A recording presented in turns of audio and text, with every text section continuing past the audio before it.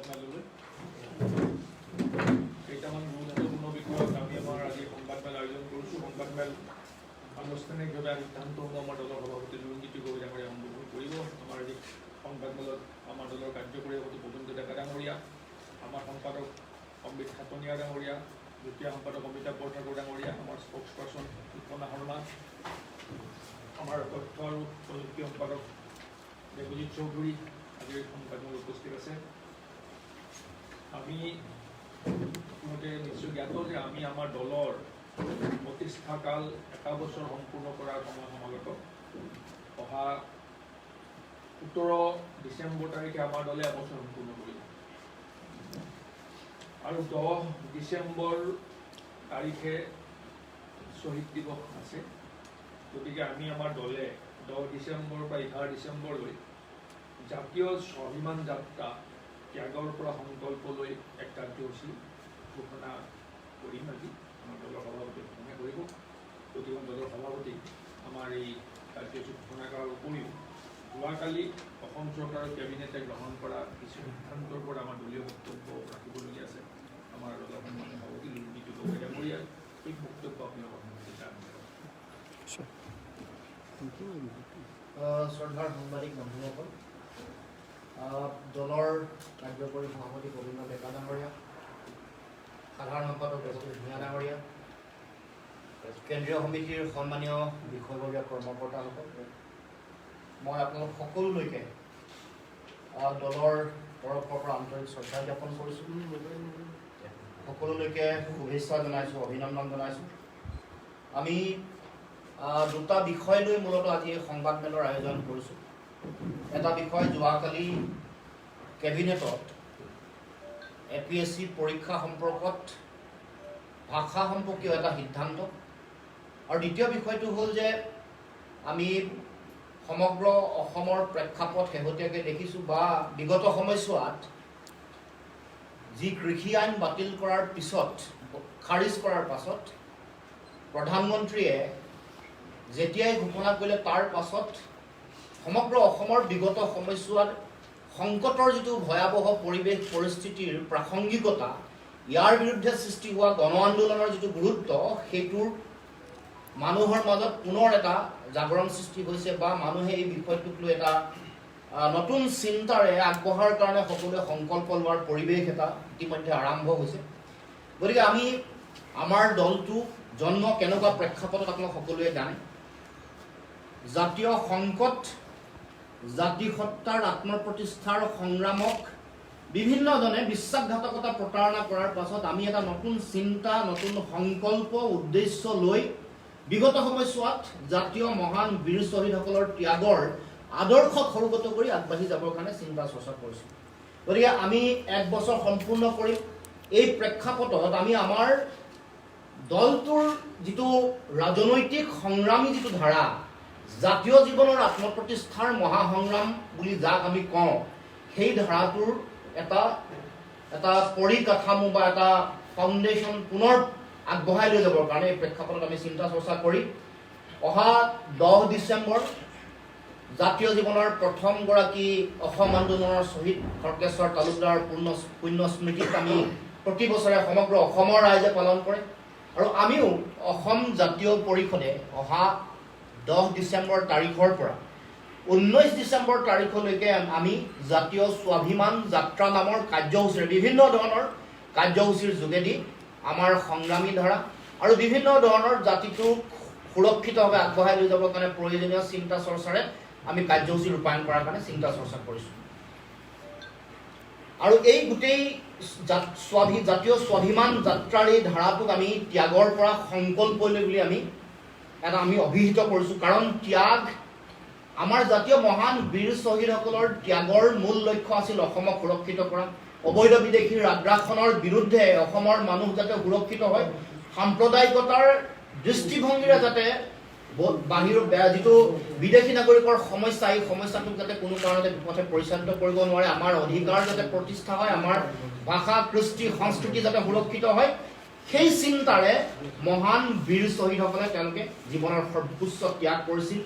সেই আদৰ্শ, সেই চিন্তাক সৰুগত কৰি অহা 10 তাৰিখে আমি শ্বহীদ দিৱস আয়োজন কৰিবৰ কাৰণে চিন্তা চৰ্চা কৰিছোঁ আৰু সেইকাৰণে ত্যাগ মহান বীৰ শ্বহীদ দিৱসৰ দিনটো ত্যাগৰ পৰা সংকল্পলৈ দীঘলীয়া যাত্ৰাটো সংকল্প আমি এইকাৰণে সংকল্প ল'ব খুজিছোঁ কাৰণ সংকল্প জাতি ৰক্ষাৰ সংকল্প আমাৰ স্বাভিমান প্ৰতিষ্ঠাৰ সংকল্প অবৈধ বিদেশীৰ আগ্ৰাসনে কুঙা কৰা আমাৰ অধিকাৰ আমাৰ ভাষা সংস্কৃতিক নিশেষ কৰাৰ যি ষড়যন্ত্ৰত চামিল হৈছে ইয়াক নিশেষ কৰাৰ সংকল্প লোৱাৰ কাৰণে আমি এই চিন্তা বা এই কাৰ্যসূচী ৰূপায়ণ কৰিবৰ কাৰণে চিন্তা চৰ্চা কৰিছোঁ গতিকে এই সমগ্ৰ কাৰ্যসূচী আগন্তুক দিনত আমি অতি শক্তিশালী ৰূপত আমি আগবঢ়াই লৈ যাম 10 তাৰিখে সকলোৱে জানে যে শ্বহীদ দিৱস আমাৰ কেন্দ্ৰীয়ভাৱে আমি কামৰূপ জিলাৰ 6 গাঁৱত এই কাৰ্যসূচী আমি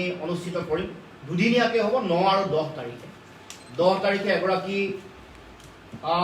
ৰাষ্ট্ৰীয় স্তৰত আপোনালোকক আজি নাম ক'ব খোজা নাই ৰাষ্ট্ৰীয় স্তৰত অতি শক্তিশালী গণসংগ্ৰামৰ ধাৰা নেতৃত্ব প্ৰদান কৰা এগৰাকী বিখ্যাত ব্যক্তিয়ে অংশগ্ৰহণ কৰাৰ প্ৰায় প্ৰতিশ্ৰুতি প্ৰদান কৰিছে চূড়ান্ত হোৱাৰ লগে লগে আপোনালোকক এই কথাটো জনাম গতিকে তাৰ পিছদিনাখনে আপোনালোকে জানে যে 11 তাৰিখ যিদিনাখন আমাৰ অসমৰ সমাজ জীৱনত এটা ভয়াৱহ এটা কলা দিন কা জাপি দিয়া হ'ল সংসদৰ মজিয়াত গৃহীত হ'ল 5জনকৈ মানুহে শ্বহীদ বৰণ কৰিলে আৰু আমাৰ পূৰ্বৰ 6 বছৰীয়া গণসংগ্ৰামৰ ধাৰা আৰু ত্যাগক চূড়ান্তৰূপে নাচ্ছাত কৰি অসম আন্দোলনক নাচ্ছাত কৰি সাম্প্ৰদায়িকতাৰ দৃষ্টিভংগীৰে 71 চনৰ 25 মাৰ্চৰ পিছত অহা বিদেশীৰ বোজা জাপি দিবৰ কাৰণে আইনৰ যোগেদি উঠি পৰিলে প্ৰতিবাদ হ'ল অসমৰ জনগণ উত্তৰ পূৰ্বাঞ্চলৰ ৰাইজে প্ৰতিবাদ কৰিলে অসম আৰু উত্তৰ পূৰ্বাঞ্চলৰ বিশ্বৰ বিভিন্ন প্ৰান্তত থকা জনতাই ইয়াৰ প্ৰতিবাদ কৰিলে ভাৰতবৰ্ষৰ বিভিন্ন প্ৰান্তত প্ৰতিবাদ হ'ল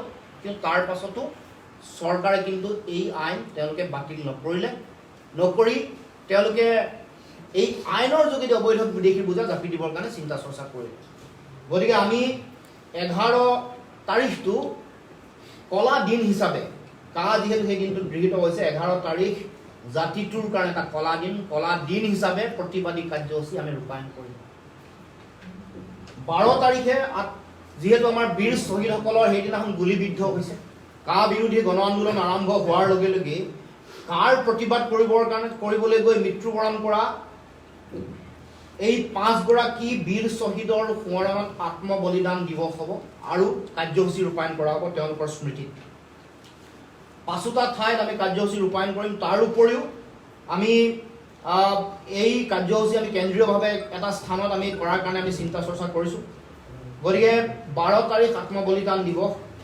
13 তাৰিখে আমি বিজেপি চৰকাৰৰ মিথ্যাচাৰ মূল্যবোধৰ ৰাজনীতিৰ বিৰুদ্ধে তেওঁলোকে কৰা গণতন্ত্ৰক হত্যা কৰিবলৈ কৰা যি ধৰণৰ কৰা তেওঁলোকৰ কূটকৌশল কাচৰাজি বিভিন্ন ধৰণৰ আইনৰ শাসন নাইকিয়া কৰি তেওঁলোকে নিজে স্বৈৰতান্ত্ৰিকভাৱে কাম কাজ কৰাৰ যিটো মানসিকতা চিন্তা তাৰ বিৰুদ্ধে মূল্যবোধৰ দিন হিচাপে সেই দিনটোত আমি চৰকাৰে কৰা ভুৱা প্ৰতিশ্ৰুতি বিভেদৰ ৰাজনীতি গণতান্ত্ৰিক অনুষ্ঠানসমূহক ধ্বংস কৰা ডেমক্ৰেটিক ইণ্ডিপেণ্ডেণ্ট যিবোৰ ইনষ্টিটিউশ্যন আছে সেইবোৰৰ ওপৰত হাত দিয়া এইবোৰৰ বিৰুদ্ধে আমি বিভিন্ন ধৰণৰ কাৰ্যসূচী ৰূপায়ণ কৰি মূল্যবোধৰ দিন হিচাপে আমি ঘোষণা কৰিছোঁ কাৰণ সাহিত্যিক সত্যনাথ বৰাৰ এই মৃত্যুদিন আমি প্ৰতিটো সংগ্ৰামী কাৰ্যসূচীৰ লগত অসমৰ সমাজ জীৱনৰ এগৰাকী ব্যক্তিৰ তেওঁলোকৰ জীৱন গাথা তেওঁলোকৰ ত্যাগ তেওঁলোকৰ আদৰ্শৰ কথা ইয়াত লিপিবদ্ধ কৰিছোঁ এইখন আপোনালোকক দিম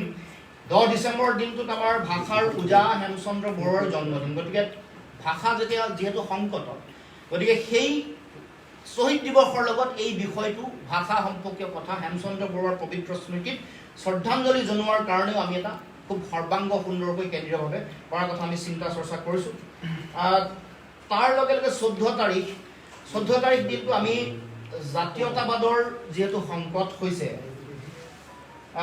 ৰাজনৈতিকভাৱে ভাষিক সাংস্কৃতিকভাৱে অৰ্থনৈতিক যিটো পুঁজি গঠন অৰ্থনৈতিক জাতীয় এটা চিন্তাৰ যিটো প্ৰয়োজনীয়তা আছে জাতীয় পুঁজি জাতি গঠন প্ৰক্ৰিয়াত অৰ্থনীতিৰ ভূমিকা এই সমগ্ৰ বিষয়সমূহক চিন্তাসমূহক লৈ এখন জাতীয়তাবাদৰ ওপৰত এখন জাতীয় সন্মিলনৰ কাৰণে চিন্তা চৰ্চা কৰিছোঁ যাৰ যোগেদি অসমৰ উঠি অহা নতুন প্ৰজন্মৰ মাজত জাতীয়তাবাদৰ চিন্তা চেতনা উন্মেষ ঘটাবৰ কাৰণে, যাৰ যোগেদি জাতীয় সংকটত বিভিন্ন ধৰণে কৰা বিভাজনৰ ৰাজনীতি আৰু আমাৰ অধিকাৰ কাঢ়িবৰ কাৰণে কৰা তেওঁলোকৰ বিভিন্ন ধৰণৰ কূটকৌশলৰ বিৰুদ্ধে সজাগ সচেতন কৰিবৰ কাৰণে আমি জাতীয় সন্মিলনত আমি অসমৰ বিভিন্ন প্ৰান্তৰ বুদ্ধিজীৱী, শিক্ষক, কৃষক, শ্ৰমিক সকলোকে, ব্যৱসায়ী সকলোকে সমবেত কৰি, সমাজৰ অগ্ৰণী মানুহসকলক সমবেত কৰি এই জাতীয় সন্মিলন আমি অনুষ্ঠিত কৰাৰ চিন্তা চৰ্চা কৰিছোঁ।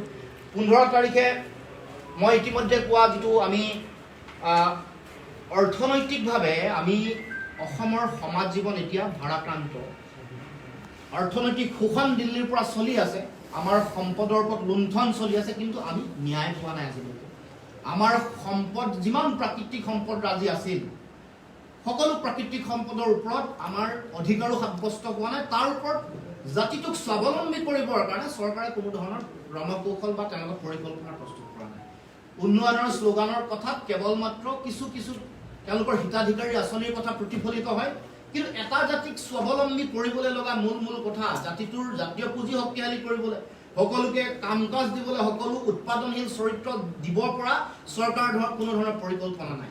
যিবোৰ কথাত জাতীয় পুঁজিৰ বহিৰ্গমন হৈছে, জাতীয় পুঁজিৰ বহিৰ্গমন ৰোধ কৰিবৰ কাৰণে কোনো ধৰণৰ ব্যৱস্থা আজিলৈকে গ্ৰহণ কৰিব পৰা নাই, বা আমাৰ যিবোৰ বিষয়সমূহত আমাৰ সম্ভাৱনা আছে অৰ্থনীতি, সেইবোৰ আজিলৈকে চিনাক্তকৰণ কৰি সেইসমূহত কাম কৰিব পৰা নাই। সেইকাৰণে চৰকাৰে কোনো এটা বিষয়ত আজিলৈকে যে এইবোৰ বিষয়ত হাজাৰ হাজাৰ কোটি টকা ধনৰ বহিৰ্গমন হয়, আমি আমদানি কৰিব লগা হৈছে, এইবোৰ অহা 5 বছৰত আমি কমাই নিয়ন্ত্ৰণ কৰি আমি যিটো 80-90% বেলেগৰ পৰা আহিব লাগে সেইটো 50%লৈকে কমাম, এইবুলি আজিলৈকে এইখন চৰকাৰ হোৱাৰ 6 মাহ পিছতো কোনো ধৰণৰ পৰিকল্পনা অসমৰ জনগণৰ হাতত তুলি দিব পৰা নাই। গতিকে আমি এই স্বাৱলম্বিতাৰ দিন বুলি ক'ব খুজিছোঁ, স্বাৱলম্বিতাৰ দিন হিচাপে গ্ৰহণ কৰিব খুজিছোঁ, কাৰণ সেই দিনটোৰ পৰা আমি অসমৰ উঠি অহা নতুন প্ৰজন্মৰ যুৱক যুৱতীসকলক তেওঁলোকৰ ৰাজনৈতিক সংগ্ৰামৰ, জাতীয় সংগ্ৰামৰ উপৰিও অৰ্থনৈতিক সংগ্ৰামৰ পাঁচ যাতে দিব পাৰে, যাতে আমি সকলোৱে স্বাৱলম্বিতাৰ দিশত অগ্ৰসৰ হ'ব পাৰোঁ, তাৰ কাৰণে সেই দিনটো 15 তাৰিখ দিনটো আমি চিন্তা চৰ্চা কৰি আগবাঢ়ি যাব খুজিছোঁ। তাৰ লগে লগে 16 তাৰিখটো জাতীয় ঐক্য সন্মিলন আমি এখন আয়োজন কৰিম, যাৰ যোগেদি আমাৰ বিভিন্ন ধৰণৰ ঐতিহাসিকভাৱে আমি এক হৈ আছিলোঁ, আমাক বিভাজনেৰে বিভিন্ন ধৰণে ভাগ কৰিব খোজা হৈছে, জাতি জনগোষ্ঠীসমূহক বিভাজনৰ ৰাজনীতি কৰিছে, তাৰ লগে লগে সাম্প্ৰদায়িকতাৰ দৃষ্টিভংগীৰে সমাজখনক বিভাজিত কৰিব খোজা হৈছে।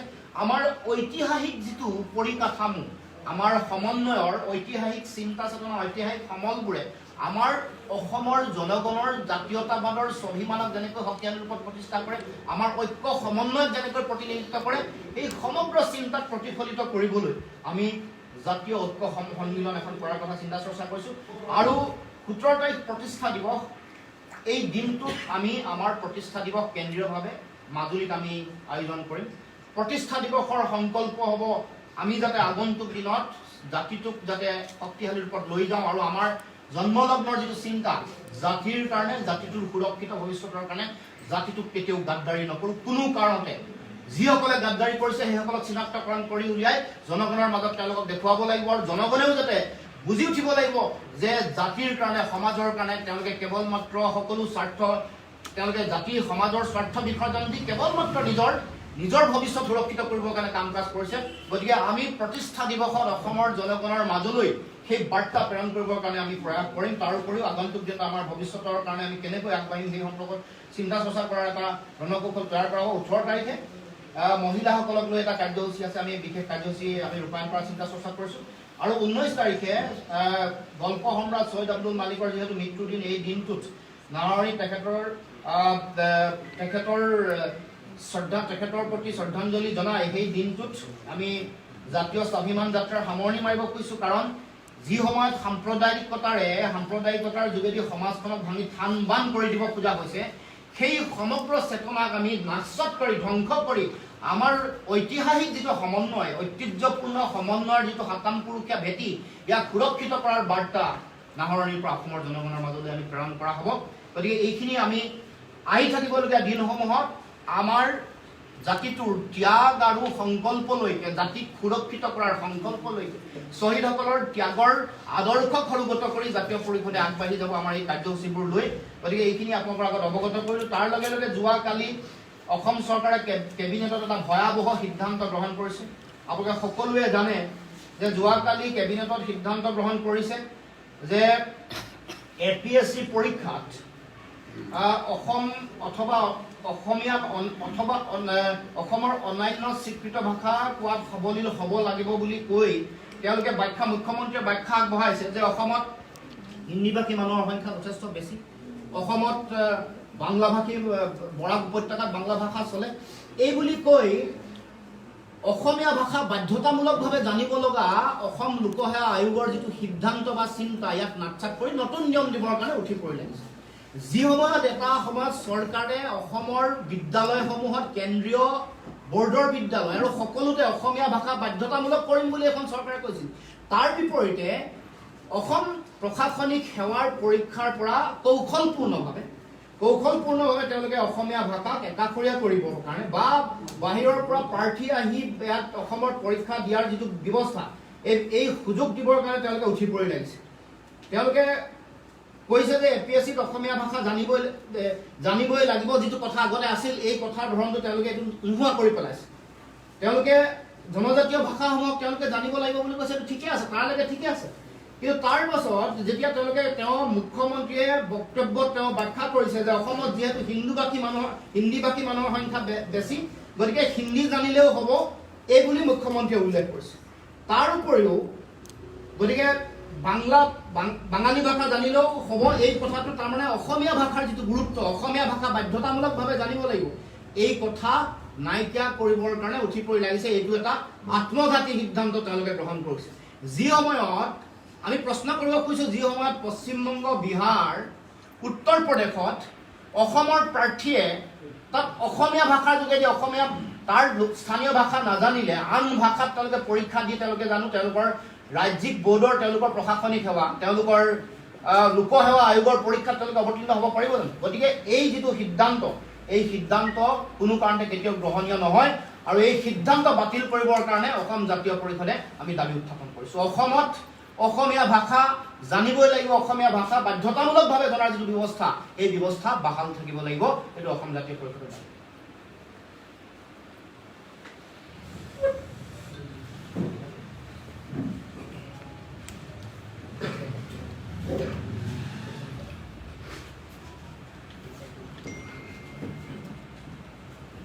কিবা আছে নেকি জানিবলগা আপোনালোকৰ? নৰেন্দ্ৰ এটা প্ৰশ্ন আছে, যিহেতুকে কৈছে যে 11 তাৰিখে আপোনালোকে কাৰ প্ৰতিবাদ কৰিব আৰু ৰাজপথত পুনৰ প্ৰথম কা আন্দোলন আৰম্ভণি হ'ব নেকি? এইখন নিশ্চিতভাৱে এই কথাৰ ইতিমধ্যে কা আন্দোলনৰ প্ৰাসংগিকতাটোৰ যিটো বৃদ্ধি হৈছে ইতিমধ্যে, কাৰণ যেতিয়াই কৃষি আইন 3খন বাতিল কৰিলে বা খাৰিজ কৰিলে, তাৰ পাছত সেই সময়ৰ অসমৰ গণসংগ্ৰামৰ যিটো গুৰুত্ব বা সমগ্ৰ ভাৰতবৰ্ষত বা আন্তঃৰাষ্ট্ৰীয় পৰ্যায়তো আনকি UN-তো এই আইনখনৰ বিৰুদ্ধে বহুতে মাত মাতিছে। এখন ভাৰতবৰ্ষৰ সংবিধানৰ বিপৰীতে হোৱা এখন আইন, ভাৰতবৰ্ষৰ সংবিধানৰ ধৰ্ম নিৰপেক্ষ চৰিত্ৰক নাকচাত কৰা। তাৰ উপৰিও এইখন আইনে বিশেষকৈ অসমৰ মানুহৰ ভৱিষ্যত ধ্বংসৰ মুখলৈ ঠেলি দিব।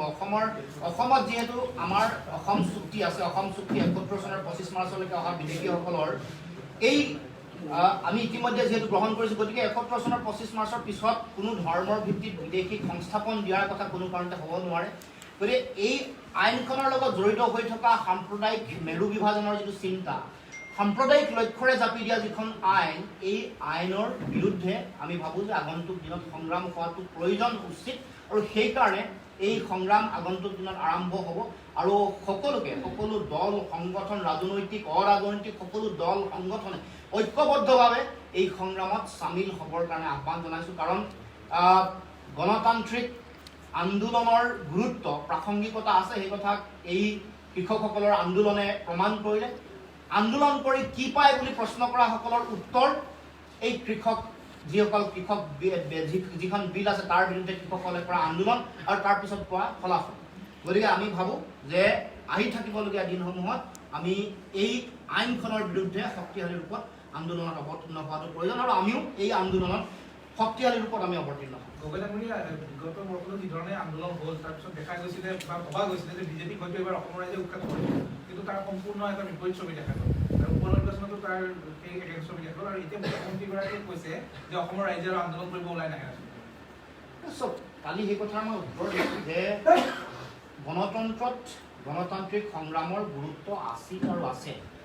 গতিকে ইতিহাস আমি পাহৰি যাব নালাগে যে ভাৰতবৰ্ষ স্বাধীন হৈছিল এটা গণতান্ত্ৰিক গণ আন্দোলনৰ যোগেদি আৰু ভাৰতবৰ্ষৰ যিমানবোৰ গণতন্ত্ৰক সংকটলৈ ঠেলি দিয়া সিদ্ধান্ত বা বিভিন্ন ধৰণৰ জনবিৰোধী সিদ্ধান্ত সংবিধানক সংকটলৈ ঠেলি দিয়া সিদ্ধান্ত তাৰ বিৰুদ্ধে আন্দোলন হৈছে, তাৰ বিৰুদ্ধে ৰাইজে আন্দোলন কৰিয়ে ফলাফল উলিয়াইছে। শান্তিপূৰ্ণ অহিংস গণতান্ত্ৰিক আন্দোলনৰ যোগেদি মানুহে ফলাফল পাইছে আৰু ইতিহাস ইয়াৰ সাক্ষী। গতিকে এনেধৰণৰ কথাৰে গণতান্ত্ৰিক গৰিমা আৰু ঐতিহ্যক তেওঁলোকে মানে ম্লান কৰিবৰ কাৰণে বা উপহাস কৰিবৰ কাৰণে চিন্তা চৰ্চা কৰিছে। গতিকে মুখ্যমন্ত্ৰীৰ এই কথাক আমি অগ্ৰাহ্য কৰিছোঁ, কোনো কাৰণতে গ্ৰহণ নকৰোঁ। গণতান্ত্ৰিক আন্দোলনৰ মূল্য আছে, ওলাই আহিব। আৰু এটা কথা মনত ৰাখিব, যেতিয়া INDT জাপি দিয়া হৈছিল, INDTও অত্যন্ত জাতীয় জীৱনৰ কাৰণে ভয়াৱহ বুলি জনাৰ পিছতো ৰাইজে কংগ্ৰেছক ভোট দিছিল। গতিকে ভোট দিয়াৰ লগত বৃহৎ ব্যৱধানত বিজেপি জয়ে যুক্ত হোৱাৰ লগত কাৰ যুক্তিযুক্ততা, কাৰ বিৰোধী স্থিতিৰ যুক্তিযুক্ততা, গণ আন্দোলন 5 গৰাকী শ্বহীদৰ ত্যাগক কেতিয়াও নত্যাগ কৰি দিব নোৱাৰে। গতিকে ইয়াৰ যুক্তিযুক্ততা আছে আৰু এই আন্দোলন, এই যিটো অসমৰ জনগণৰ এই আন্দোলনৰ যিটো লক্ষ্য আৰু উদ্দেশ্য, ইয়াৰ প্ৰাসংগিকতা আছে। আৰু গতিকে মই ভাবোঁ যে ৰাইজ ওলাই আহিব। যেতিয়া নিজৰ ভাষা, নিজৰ জাতি, নিজৰ কৃষ্টি, সংস্কৃতি, অৰ্থনীতি যেতিয়া সংকটত থাকিব, তেতিয়া নিশ্চিতভাৱে ৰাইজে ওলাই আহিব। কাৰণ বিগত সময়ছোৱাত ৰাইজে কিছু ধৰণৰ বিভিন্ন চৰকাৰী প্ৰলোভনৰ ৰাজনীতি, বিভাজনৰ ৰাজনীতি, বিভিন্ন কূটকৌশলৰ কাৰণে ৰাইজে ভোট দিছে। কিন্তু মই ভাবোঁ যে আগন্তুক দিনত ৰাইজৰ এই কথাবোৰ উপলব্ধি হ'ব আৰু গণসংগ্ৰামত সফল চাম। সকলো ওলাই আহিছিলে, আপোনালোক এতিয়া আচুত আছিলে বা কৃষক মুক্তিৰ ক্ষেত্ৰতো তেনেকুৱা আছিল। কিন্তু এতিয়া কালিৰ দিনটোত AIDFৰ ফালৰ পৰা কৈছে যে অখিল গগৈ কেতিয়া বিশ্বাস কৰিব নোৱাৰি। তেনেধৰণে আপোনালোককো এতিয়া বিশ্বাসত ল'ব যাব নহয়। বেলেগৰ কথা আপোনালোকে উত্তৰ দিয়াটো উচিত নহয়, কোনে কি কৈছে। কিন্তু যুক্তিযুক্ত আন্দোলন আৰু আন্দোলনটো আগন্তুক দিনত হ'ব, এই কথাও নিশ্চিত। কাৰণ আমাৰ নিজৰ অধিকাৰ সুৰক্ষিত কৰিবলৈ আমাৰ বাট, আন্দোলনক বাদ দি বেলেগ বাট নাই। ন্যায়িক সংগ্ৰাম হ'ব পাৰে, গণ আন্দোলন হ'ব পাৰে। গতিকে এইটো আমি প্ৰতিষ্ঠা কৰিবৰ কাৰণে ৰাইজ, জনগণ আগবাঢ়ি আহিব। বিশ্বাস অবিশ্বাসৰ প্ৰশ্ন, এইবোৰ বিশ্বাস কৰিয়ে বিজেপিক ভোট দিছিল। আজি বিশ্বাসঘাতকতা, এইটোৱেতো মৌলিক কথা। ৰাইজৰ বিশ্বাসটো এটা সময়ত সাময়িকভাৱে থাকে। ইমান বিশ্বাসঘাতকতা, প্ৰতাৰণা জাতিক কৰিব বুলি কোনে ভাবিছে? 2016 চনত 85% মানুহে ভোট দিছে, এতিয়াও ভোট দি আছে। কিন্তু বিশ্বাসঘাতকতাৰ হাৰ এনেকৈ বাঢ়িব লাগিছে বা ৰাইজে লাহে লাহে উপলব্ধি যেতিয়াই কৰিব, তাৰ বিৰুদ্ধে মানুহে গণভোটখন হ'ব। মুখ্যমন্ত্ৰীয়ে এটা বাক্য কৈছিল সিদিনাখন যে অসমত কোনো আন্দোলন আৰু নকৰে। কিয় নকৰে তাৰ এটা যুক্তি দেখুৱাইছিলে মুখ্যমন্ত্ৰীয়ে, যে কৰোণাৰ পাছত জনসাধাৰণে জীৱন আৰু জীৱিকাৰ তাৰণাত ভুগি আছে, গতিকে কাৰ বিৰুদ্ধে আন্দোলন নকৰে। এতিয়া আমি মুখ্যমন্ত্ৰী ডাঙৰীয়াক এটা মুকলি প্ৰত্যাহ্বান জনাব বিচাৰো যে কৰোণাৰ পাছত যদি জনসাধাৰণে জীৱন জীৱিকাৰ তাৰণাত ভুগি আছে, সেই বিফলতাৰ দায়িত্ব এই চৰকাৰখনে গ্ৰহণ কৰিব নালাগিব জানো? কাৰণ কৰোণা কালত অসমৰ আৰু ভাৰতবৰ্ষৰ মানুহৰ পৰা টেটু চেপি চেপি কৰ সংগ্ৰহ কৰা হ'ল। 35 টকীয়া পেট্ৰল 100 টকাত ৰাইজে ক্ৰয় কৰিলে, বাকীবোৰ চব কৰ। কোভিডৰ বাবে এডিশ্যনেল চেছ গ্ৰহণ কৰিলে, কৰোণাৰ কাৰণে ৰাইজৰ পৰা অনুদান সংগ্ৰহ কৰিলে, খাদ্য সামগ্ৰীৰ মূল্য আকাশ স্পৰ্শ কৰিলে, সকলোকে টেক্স, টুল গেট বহুৱালে। গতিকে ইমানবোৰ কৰাৰ পাছত যদি ভাৰতবৰ্ষৰ ৰাইজে বা অসমৰ ৰাইজে কৰোণাৰ বাবে জীৱন আৰু জীৱিকাৰ তাৰণাত ভুগি আছে, সেইটো চৰকাৰখনৰ ব্যৰ্থতা। চৰকাৰখনৰ এই ব্যৰ্থতা ঢাকিবৰ বাবে, চৰকাৰখনৰ ব্যৰ্থতা মোহাৰিবৰ বাবে অসমীয়া জাতিয়ে নিজৰ জাতীয় সত্তা, স্বাভিমান বিসৰ্জন দিবৰ বাবে কেতিয়াও প্ৰস্তুত নহয়। গতিকে হিমন্ত বিশ্ব শৰ্মা ডাঙৰীয়াক লৈ আমাৰ প্ৰত্যাহ্বান যে তেখেতসকলৰ বিজেপি চৰকাৰ কৰোণাৰ পৰৱৰ্তী পৰিস্থিতিত ৰাইজক জীৱন জীৱিকা দিয়াত ব্যৰ্থ হৈছে। সেই ব্যৰ্থতাৰ দায়িত্ব মূৰ পাতি লওক। তাৰ লগত অসমীয়া জাতিৰ অস্তিত্বৰ কোনো সম্পৰ্ক নাই। অসমীয়া জাতিয়ে নিজৰ স্বাভিমানৰ অস্তিত্ব সুৰক্ষিত কৰাৰ বাবে কাৰ বিৰুদ্ধে আন্দোলন কৰিব, আৰু ভৱিষ্যতে আজিও কৰিব, কাইলৈও কৰিব, সদায় কৰিব। মোৰ আৰু এটা প্ৰশ্ন আছিলে, আন্দোলনটো যুক্তিযুক্ততাকৈ আমি প্ৰশ্ন কৰা নাই, কিয়নো স্বতঃস্ফূৰ্ত সঁহাৰি সকলোৱে দেখিছে অসমৰ ৰাইজৰ, কিন্তু তাৰপিছতো আন্দোলনটো ক'ৰবাত নহয় ক'ৰবাত ব্যৰ্থ হৈ গৈছে। আপোনালোকে এতিয়া গোটেই কথাখিনি পৰ্যালোচনা কৰিছেনে সেই আন্দোলনটো মকিমুৰ হোৱা ব্যৰ্থ হোৱাৰ কাৰণ কি? প্ৰথম কাৰণটো আপোনালোকৰ সকলোৰে আগত আছিল, কাৰণ 22 মাৰ্চৰ পৰা কৰোণাৰ পৰিৱেশ হোৱাৰ লগে লগে দীঘলীয়া এটা পৰিক্ৰমা প্ৰায় 6 মাহৰ পৰা 8 মাহ বন্ধ হৈ থাকে। গতিকে তাৰ পৰৱৰ্তী পৰ্যায়তো যিটো দ্বিতীয় ৱেভ আকৌ আহে, গতিকে এই গোটেই প্ৰক্ৰিয়াটোৰ কাৰণে এই আন্দোলন স্থিমিত হৈ থাকে। আৰু এই আইনখন অসম কেন্দ্ৰিকে নাছিল, সমগ্ৰ ভাৰতবৰ্ষ আৰু ভাৰতবৰ্ষৰ প্ৰতিটো প্ৰান্তত আন্দোলন হৈছিল। এই আইনখনৰ লগত জড়িত হৈ থকা অন্তৰ্নিহিত যিটো লক্ষ্য, সাম্প্ৰদায়িক যিটো এজেণ্ডা, তাৰ বিৰুদ্ধে সমগ্ৰ ভাৰতবৰ্ষৰ মানুহ সজাগ সচেতন। গতিকে গণ আন্দোলন সমগ্ৰ ভাৰতবৰ্ষ জুৰি হ'ব। অসমত ইয়াত ব্যাপকভাৱে অভ্যুত্থান হৈছিল, কাৰণ এইটো কাৰণে কাৰণ অসমৰ বিদেশী নাগৰিকৰ সমস্যাৰ ভয়াৱহতা পটভূমি বেলেগ আন প্ৰান্তৰ লগত। গতিকে জনগণ ওলাই আহিছিল। গতিকে মই ভাবোঁ যে সেই সময়ত আমাৰ কাৰণে প্ৰকৃতি বা মানুহৰ যিটো ৰূপ, এইটো এটা বাধা আছে। তাৰ প্ৰাৰম্ভিক অৱস্থাত আপোনালোকে জানে যে পৰীক্ষাৰ পৰিৱেশটোৱেও কিছু এটা বাধাগ্ৰস্ত বাধা এটা সৃষ্টি কৰিছিল। উচ্চতৰ মাধ্যমিক চূড়ান্ত পৰীক্ষা, হাইস্কুল শিক্ষান্ত পৰীক্ষা। গতিকে তাৰ লগে লগে আকৌ 22 মাৰ্চৰ পৰা সমগ্ৰ ভাৰতবৰ্ষত লকডাউন, তাৰ আগৰ পৰাই কৰোণাৰ পৰিৱেশ সৃষ্টি হৈছিল। গতিকে মই ভাবোঁ যে জটিল পৰিৱেশ পৰিস্থিতিৰ কাৰণে এইটো স্থিমিত হ'ল। গতিকে নিশ্চয় এই গোটেই প্ৰক্ৰিয়া পৰ্যালোচনা কৰি আগন্তুক দিনত আমি শক্তিশালী ৰূপত আগবাঢ়ি যাবৰ কাৰণে আমি সকলোৱে প্ৰয়াসৰ প্ৰচেষ্টা কৰিব। মুখ্যমন্ত্ৰীয়ে কৈছে যে পুনৰ যদি ৰাজপথত আন্দোলন হয়, কোভিডৰ তৃতীয় ঢৌ আহিব আৰু সাধাৰণ ৰাইজ ইয়াৰ ক্ষতিগ্ৰস্ত হ'ব। কোভিডৰ লগত আন্দোলনৰ এটা নিবিড় সম্পৰ্ক হৈছে। তেওঁলোকৰ ইলেকশ্যনৰ কেম্পেইনিং সভাবিলাকত যেতিয়া মানুহ গোট খায়, কোভিড প্ৰট'কল ব্ৰেক কৰে, তেতিয়া কোভিডৰ তৃতীয় ৱেভ নাহে নেকি? কোভিড অকল অনা বিজেপিসকলৰ বাবে নেকি? গতিকে এইবোৰ ৰাজনৈতিক নাটক কৰি লাভ নাই, ৰাজনৈতিক নাটকক মোৰ ৰাজ্য বিশ্বাস গগৈতে মানে মই কোভিডৰ কথাটো অস্বীকাৰ কৰা নাই যে কোভিডে আন্দোলন স্থিমিত কৰাইছিলে, কিন্তু তাৰ লগতে এতিয়া সৰ্বত্ৰ চৰ্চা হৈছে, যিসকলে আন্দোলন কৰিছিলে তেওঁলোকেও এতিয়া কৈছে যে আন্দোলন 6 বজাত বন্ধ হ'ব লাগিব, সন্ধিয়া বন্ধ, তাৰপিছত ৰাজপথৰ আন্দোলন গৈ সাংস্কৃতিক সন্ধিয়া টাইপ হৈ গ'ল। এই গোটেই কথাবিলাকো কৰবাত ভুল আছে নেকি? ৰণকৌশলগত কিবা ভুল আছে নেকি? মই এটা সংযোগ কৰি দিছোঁ। অখিল গগৈ কৈছে যে জাতীয় নেতৃত্বৰ ভুলৰ বাবে এই আন্দোলনটো স্থিমিত হৈ পৰিল, সাংস্কৃতিক সভাত মানে মই আন্দোলন সম্পৰ্কীয় কথা বতৰা, শ্বহীদৰ ত্যাগক লৈ বোকা চিটি কথাক মই কেতিয়াও এইটো আলোচনা কৰাটো উচিত নহয়। আন্দোলন ৰাইজে সততাৰে কৰিছিল, নেতৃত্বও সততাৰে কৰিছিল। পৰিকল্পনাত ক'ৰবাত ত্ৰুটি বিচ্যুতি থাকিব পাৰে। পৃথিৱীত ইতিহাসত বহু গণ আন্দোলন আছে য'ত ক'ৰবাত কিবা দুই এটা কথা বতৰাৰ কাৰণে ক'ৰবাত সীমিত হৈ যায়, ৰৈ গৈছে। কিন্তু মই এটা কথা ক'ব খুজিছোঁ যে লক্ষ্যত কাৰো ইয়াৰ কোনো ধৰণৰ সততাৰ অভাৱ হোৱা নাই। নেতৃত্ব যিসকলে লৈছে তেওঁলোকেও সততাৰে, কাৰণ মই নিজে আছিলোঁ সততাৰে আন্দোলন। প্ৰশ্ন কৰা নাই, আমাৰ প্ৰশ্নটো হৈছে ৰণকৌশলগত কৰবাত ভুল হৈ গৈছে নেকি? ৰণকৌশল সংগ্ৰাম চলি আছিল। কৰোণা প্ৰথম বাধা কৰোণা, কাৰণ সংগ্ৰামৰ ফেজটো মানুহে দেখি আছিল, সংগ্ৰাম ওলাই আহিছিল চাৰিওফালে। সকলোৰে ধাৰা বেলেগ বেলেগ। কোনোবাই অহিংস আন্দোলনত বিশ্বাস কৰে, কোনোবাই হিংসাত বিশ্বাস কৰে। শিল্পীসকলক যিসকলে পেইণ্ট কৰে, যিসকল আঁকে, যিসকলে চিত্ৰশিল্পী, তেওঁলোকৰো গণতান্ত্ৰিক আন্দোলন কৰাৰ অধিকাৰ আছে। তেওঁলোকে তেওঁলোকৰ মাধ্যমৰ যোগেদি আন্দোলন কৰে। গতিকে আমি কাকো উপহাস কৰাৰ আমাৰ কোনো ধৰণৰ অধিকাৰ মই ভাবোঁ নাই। গতিকে শিল্পীয়েও আন্দোলন কৰাৰ অধিকাৰ আছে, চিত্ৰশিল্পীয়েও আন্দোলন কৰাৰ অধিকাৰ আছে, খেলুৱৈও কৰা আছে। সকলোৱে নিজা নিজা ধৰণে কেৱল মাত্ৰ লক্ষ্যটো হ'ব লাগে যে মূল লক্ষ্য কাহ বাতিল কৰিব লাগে, অসম আৰু অসমীয়া মানুহৰ সুৰক্ষিত বাতিল কৰিব লাগে। গতিকে মই ভাবোঁ যে সেই সম্পৰ্কক লৈ শিল্পীসকলক লৈও আমি আঙুলি টোৱাটো উচিত নহয়। আমি ভাবোঁ যে এতিয়াও কিন্তু আপোচকামী মানসিকতাটো ভুল, এইটো আমি ক'ব খুজিছোঁ, এইটো স্বীকাৰ কৰোঁ যে আন্দোলন কৰি যোনে যোনে আপোচ কৰিছে সেইটো কথা কেতিয়াও জাতীয় স্বাৰ্থত গ্ৰহণযোগ্য নহয়। ইয়াৰ আমি বিৰোধী। কিন্তু শিল্পীসকলৰ আন্দোলন কৰাৰ অধিকাৰ আছে, তেওঁলোকৰ ধৰণে কৰিব লাগে। আন প্ৰান্তত এইবোৰ হয়, নাচিকেতাই কেনেকৈ বিভিন্ন এটা জাতীয় ইছ্যুক কেনেকৈ গানৰ যোগেদি শক্তিশালী ৰূপে প্ৰতিবাদ কৰে, সেই কথা আমি দেখিছোঁ। কৃষক আন্দোলনতো হৈছে, নাচ গান হৈছে, নিশ্চিত হৈছে। গতিকে লক্ষ্যটো মূল কথা, তাৰ পাছত কি কৰিছে তেওঁলোকৰ স্থিতি, প্ৰত্যেকৰে স্থিতি, প্ৰতিগৰাকী মানুহৰ স্থিতি, সেইটোহে লক্ষণীয় বিষয়। স্থিতি ইফাল সিফাল হ'ব নালাগিব, আপোচবিহীনভাৱে চলিব লাগিব। যাৰ কাৰণে কৃষক আন্দোলনত আপোচবিহীনভাৱে লাগি থকাৰ কাৰণে, নিৰৱচ্ছিন্ন ধাৰাবাহিকভাৱে লাগি থকাৰ কাৰণে সফল হ'ল। দ্বিতীয় দুটা পটভূমি আছে।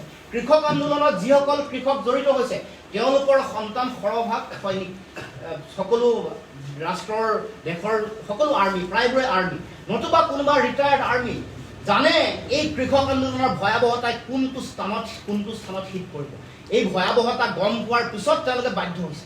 যিহেতু ভাৰতবৰ্ষৰ ৰাষ্ট্ৰীয় নিৰাপত্তাৰ লগত আৰ্মি যিসকল সেনাবাহিনী তেওঁলোকৰ জড়িত, তেওঁলোকৰ পুত্ৰ জড়িত, তেওঁলোক নিজে সেনাবাহিনী আছিল, সেইসকল মানুহ যেতিয়া আহি সকলো খাৰা হ'ল, খৰা হোৱাৰ লগে দ্বিতীয় কথাটো হ'ল পলিটিকেল অংক। উত্তৰ প্ৰদেশৰ নিৰ্বাচন, পঞ্জাৱৰ নিৰ্বাচন, এইবোৰ ডাঙৰ ডাঙৰ ৰাজ্যবোৰৰ মানুহ যেতিয়া আহি তাত গোট খাইছে, ইকনমি, এইবোৰ কথাৰ কাৰণে তেওঁলোক বাধ্য হৈ এইবোৰ কথাও আমি বিশ্লেষণ কৰিব লাগিব। এটা ফাল চালে আমি নহ'ব। তাত বাধ্য জানে উত্তৰ প্ৰদেশৰ নিৰ্বাচন আহি আছে, উত্তৰ প্ৰদেশৰ নিৰ্বাচন আটাইতকৈ বেছি চিট লোকসভাৰ নিৰ্বাচনত চিট থাকে, পৰিৱেশ পৰিস্থিতি দেখিছে, গতিকে বাধ্য হৈ ৰাজনৈতিকভাৱে সকলো কথা তেওঁলোকে সিদ্ধান্ত 14খন চিট বুঢ়াঙুলি দেখুৱাইছে। অসমৰ 14খন চিট, আন আন ৰাজ্যসমূহৰ 1-2খন চিট। উত্তৰ পূৰ্বাঞ্চলৰ প্ৰতি দিল্লীৰ দৃষ্টিভংগী আমাৰ গণ আন্দোলনত 79 পৰা 85 গণ আন্দোলন 855 জন শ্বহীদ হৈছিল, তাৰ মূল্য যেন আমি পালোঁ। বিদেশী নাগৰিকৰ স্থায়ী সমাধান জানো হ'ল?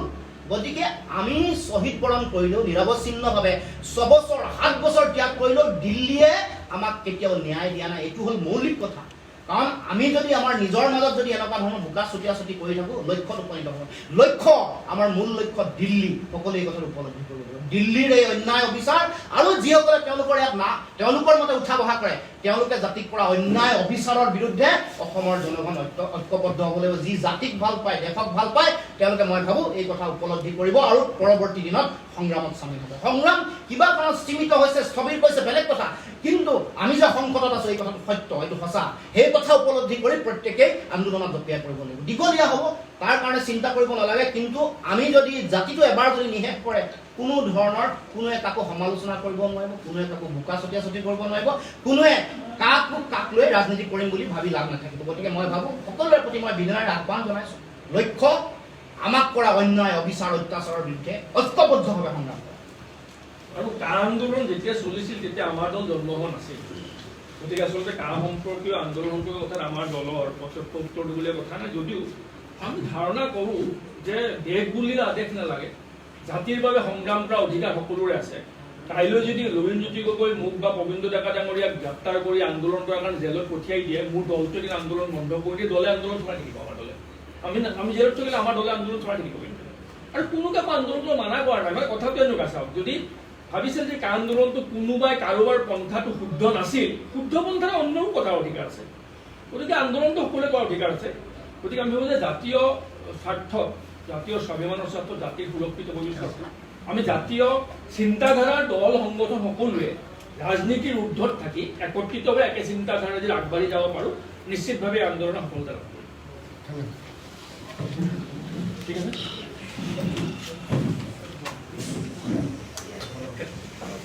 ছাৰ